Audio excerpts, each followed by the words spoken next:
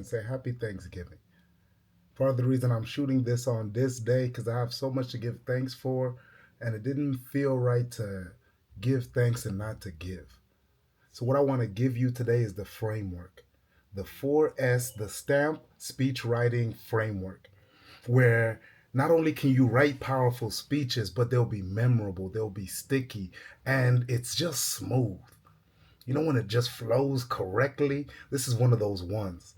And it can be used for interviews, it can be used for presentations, it can be used for pitches. Very powerful. And I want to use a contract that I love, organization that I love, that I work with in order to be the example. So, that being said, as always, before I go into anything else, it's consistency over intensity. So, in the art of speaking with confidence, it's about repetition, not perfection. Because what repetition will give you is conviction. Conviction means I mean what I'm saying. Conviction means a state free from doubt. So when I get on that stage, when I'm in that interview, when I'm in that conversation where it already matters, where it really matters. I've done it so many times. I've messed it up before. I gave myself the freedom to mess it up. And I'm talking about what I truly believe. I'm not pretending to feel what I'm saying. I feel it. I'm not pretending to tell a story that, or I'm saying just for this moment. No, this is a core belief. This is a core story to me. So let's not over talk it. Let's jump right into it. I'm going to share my screen. And what I want to do is start off with the framework. I want to show you the framework so you'll be able to see it. Here we go. So you're supposed to mess it up. Let's start off there. And the statistic. That's how we'll start off. That'll be the mental hook. You start off with a statistic that grabs their attention. And also, the benefit is it leverages the credibility of an institution. So if they don't know you, they'll know the institution, they'll know a nonprofit, they'll know that there's it's bigger than just you, what you're talking about. And then you go into a story. A story, this is the emotional pull that makes them feel. Then you go into the strategy. This is the solution. This is the action that you want them to take. This is what I call the spiritual point, where words move people to action, to doing. And then the stamp. This is the sticky one liner, like a stamp on a letter. It makes the message portable and memorable. This is what they'll remember tomorrow. This is the repetition piece. So, that being said, rather than over talking it, let's jump right into writing a speech. What I'm going to use, my favorite organization, or at least let me not be, by one of my favorites, Watts of Power Foundation. They were created to address a dire need, and it starts off with a statistic. Only 2% of teachers in the American education system are black males. Why do we need more black male teachers? I'm going to take one of these reasons. Any one of the three would be beautiful. Student engagement and achievement increases significantly, not just for black students, not just for black male students, but all students. Everybody wins. But if a black male student specifically has one black teacher between third and fifth grade, high school dropout rates decrease and interest in college decreases. And also, there's a shortage of black male teachers in LAUSD, and parents have asked for more black male teachers. This institution right now, this organization, this nonprofit, is in Los Angeles, and they're trying to expand to different places. And I contract with them. I do the leadership training. That being said, I'm going to take this statistic, and this is going to start off my speech. The reason I'm going to take is student engagement and achievement increases significantly. I'm going to choose that one so everybody in the room knows that if you have a student, if you have a baby, if you have a nephew, if you have a niece in any classroom anywhere, them getting a black male teacher would be a benefit.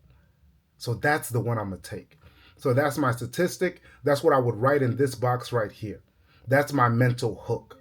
So I start off the speech. Maybe it's not even maybe. I'll start off the speech. Did you know that only 2% of teachers are black male in the American education system? When did you have your first black male teacher? In K through 12. Have you had one? Only 2%. And why this hits even more. Did you know that if you have a black male teacher, engagement increases, academic achievement increases, not just for black male students, but for everyone? And why this connects so much to me Then I go into the story. This isn't just a statistic for me. I was a black male teacher, and I no longer am. And here's why. I started off teaching through Teach for America. I taught for 2 years, but I fell in love with it and I ended up teaching for 7. I always wanted to be a speaker. I always wanted to do what I was doing now, but you fall in love with the work, you fall in love with the kids, you fall in love with the mission. And speaking felt small at that point. Until one day my grandma called me into the room. She said, Tunji, sit down. And my grandma does this sometimes. It was going to be an inspirational type thing. I was excited because I'm a man of words, a man of stories, and I knew I was going to get one. I sat down on the bed and she said, Tunji, you know your grandfather was a teacher. And I'm like, ooh, I'm about to get this generational wisdom. My grandma's like 90 years old at this time. I'm like, ooh, this is about to be a story. Your grandfather was a teacher. On his deathbed, he regretted it. Bart, I was like, huh? You know when you hear something, but you're like, that's not what she said. That's not what she said. And then she clarified. She said, it's not that it's not a beautiful profession. It's one of the most beautiful. She was a nurse, so she understood service. But she said, you have something else that you want to do. And if you let them, they will take the best years of your life, the years where you have the most vibrant energy, and leave you with not enough resources for your family. Tunji, for you, this is your last year teaching. And then she waited in that silence for that yes, ma'am. And I said, yes, ma'am. And that was my last year teaching. The strategy. I'm going to go into that next. How many teachers have we lost because there weren't enough resources? How many teachers have we lost because it didn't make sense to financially support their family? And that's why Watts of Power Foundation is so powerful. Because it's not just about getting more black men in a classroom. My job is to multiply their skill set, to make them great leaders. My job is to multiply their creativity so they create curriculum and they can license this out and get paid for it across the nation as well. My job is to multiply the impact in a way where they don't have to leave if they don't want to. Their money will not be the reason they leave. It'll be growth because they're chasing something else, not because they couldn't. There will be no couldn't. That's my job. So the strategy is, how do we multiply the 2%? There's not just 2% of black males in education. How do we not add but multiply? How do we multiply their skill set? How do we multiply their resources? How do we multiply their opportunities? How do you help us multiply?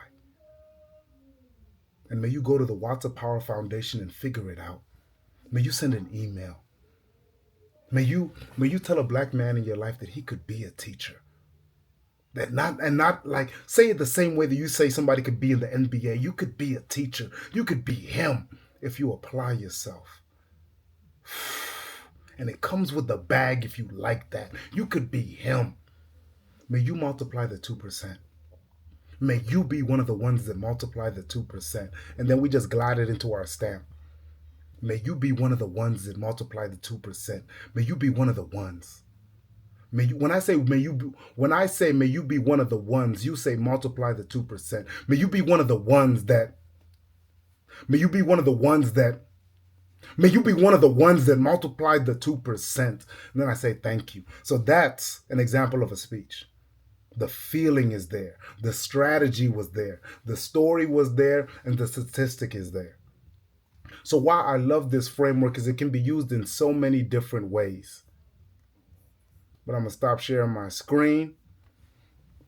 And you'll get this framework. For now, I'm going to just give it out free. I need to do better with business. But I don't want to gatekeep it. I want this to be something that can be your starting point.